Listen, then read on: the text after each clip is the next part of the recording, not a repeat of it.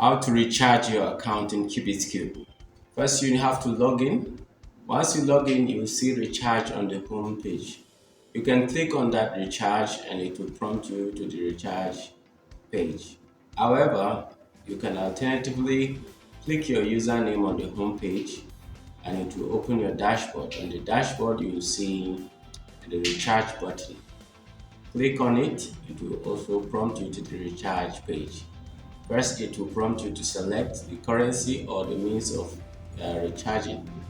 To recharge is to deposit or add funds to your QubitsCube account. Once you select Naira, it will prompt you with a page where you input the amount. Click on Transfer to Bank. It is the option that you select for now. Once you click on Transfer to Bank, you click on Submit. It will provide you with the details of the account you're going to make payment to. And you copy the account number, paste on your bank app, and make the transfer to that account details provided.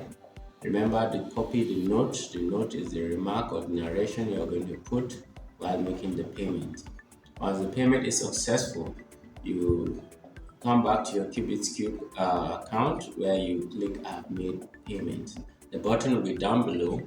Click that you've made payment and it will prompt you to provide the name of the person who made the payment, which is you being the sender. You provide your first name and your surname or your last name.